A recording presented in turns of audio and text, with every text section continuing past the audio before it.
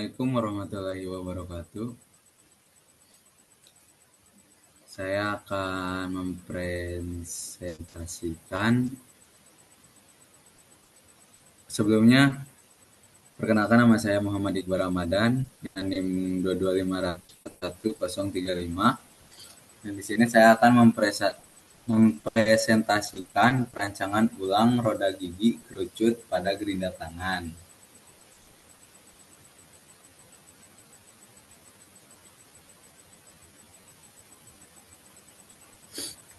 Dan di slide selanjutnya ada latar belakang. Mesin gerinda tangan merupakan satu alat dari beberapa alat yang menggunakan perencanaan roda gigi kerucut. Dengan pengerjaan mekanik dikatakan sebagai roda gigi kerucut spiral karena bentuk visual yang mirip dengan kerucut dan alur giginya yang berbentuk spiral. Selain itu, pada mesin gerinda tangan ini bila ditinjau dari letak poros roda gigi adalah termasuk roda gigi dengan poros berpotongan dengan sudut porosnya sebesar 90 derajat. Slide selanjutnya ada rumusan masalah. Dalam perancangan dan penggunaan roda gigi kerucut pada mesin gerinda tangan terdapat beberapa masalah teknis dan desain yang sering muncul. Rumusan masalah ini bertujuan untuk mengidentifikasi tantangan-tantangan tersebut agar dapat dicari solusi yang tepat melalui analisa, penelitian, atau perancangan ulang. Slide selanjutnya ada tinjauan penelitian. Bagaimana perencanaan roda gigi kerucut lurus pada gerinda tangan dalam segi kelebihan atau kekurangan dalam perhitungan roda gigi kerucut. Selanjutnya, tinjauan pustaka. Jika dari dua buah roda berbentuk silinder atau kerucut yang saling bersinggungan pada kelilingnya salah satu diputar, maka yang lain akan ikut berputar pula. Alat yang menggunakan cara kerja semacam ini untuk mentransmisikan daya disebut roda gesek. Ini meneruskan daya kecil dengan putaran yang tidak terlalu tepat.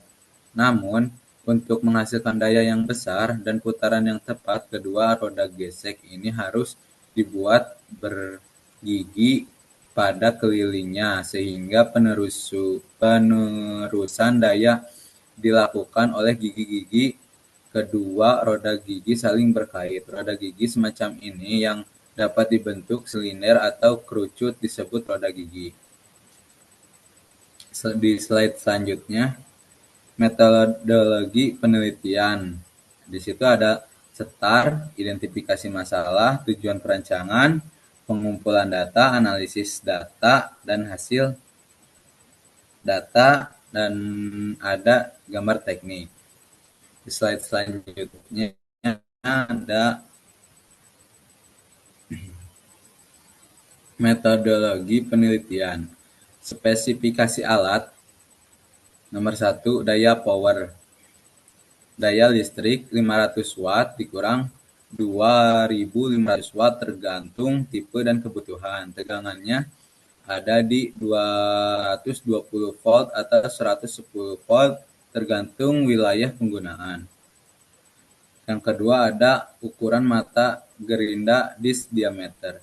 Untuk umum digunakan 4 inci dalam kurung 100 mm, 5 inci dalam kurung 125 mm, 7 inci dalam kurung 185 mm, 180 mm, dan 9 inci dalam kurung 230 mm.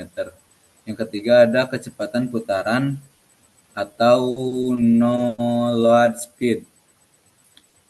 Kisaran umum 800 sampai 12.000 rpm. Rotasi pemilik. Yang keempat ada saklar switch type. tipe saklar geser, saklar tekan, dan saklar belakang. Yang kelima ada berat dan dimensi. Berat sama dengan 1,5 atau 6 kg, tergantung ukuran dan daya. Panjang kabel ada di 1,5 sampai 3 meter. Di slide selanjutnya, di perhitungan. Bentar.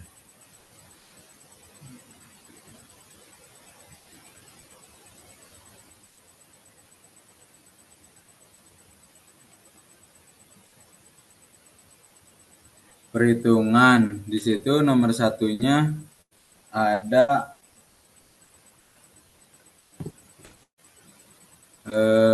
putaran RPM dan kecepatan linier. Kecepatan linier dari mata gerinda dapat dihitung dengan rumus X dikali D dikali N. Berarti kecepatan putaran dikali diameter mata gerinda dikali kecepatan putaran RPM dibagi 60.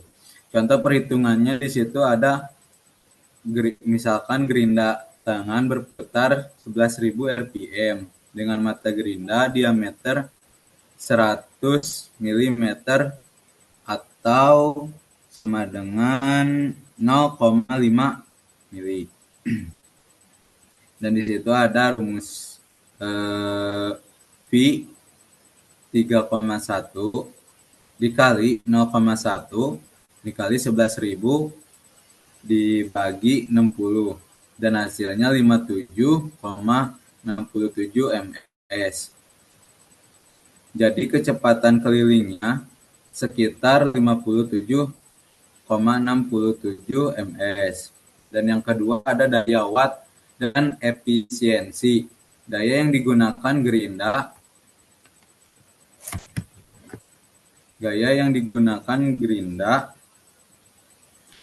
tangan dihitung dengan daya sama dengan tegangan listrik dikali ampere dikali efisiensi. Yang contoh perhitungannya jika gerinda tangan memiliki tegangan 220 volt, arus 4A dan efisiensi 85%. Dengan daya sama dengan 220 dikali 4 dikali 0,85 sama dengan 748 watt. Jadi daya efektifnya sekitar 748 watt. Di slide selanjutnya ada yang ketiga, gaya gesek pada mata gerinda. Jika ingin menghitung gaya gesek yang terjadi antara mata gerinda dan material, gunakan rumus gaya dikali sama dengan koefisiensi gesek antara mata gerinda dan material dikali gaya normal. Dan di slide selanjutnya, kesimpulan perancangan ulang gerinda tangan harus fokus pada peningkatan kenyamanan pengguna, menggunakan operasional dan efisiensi energi dengan mengadopsi teknologi terbaru seperti motor brushless dan fitur auto shut off. Alat ini tidak hanya akan lebih tahan lama tetapi juga lebih aman. Desain ergonomis dan fitur tambahan seperti pengaturan kecepatan, variabel, dan lampu LED akan meningkatkan produktivitas penggunaan terakhir. Penggunaan material ramah lingkungan dan sistem pendingin yang efisiensi akan mendukung berkelanjutan dan memperpanjang umur alat. Dan di slide selanjutnya udah beres. Terima kasih atas perhatiannya. Mohon maaf jika ada kata-kata yang tidak masuk di akal. Assalamualaikum warahmatullahi wabarakatuh.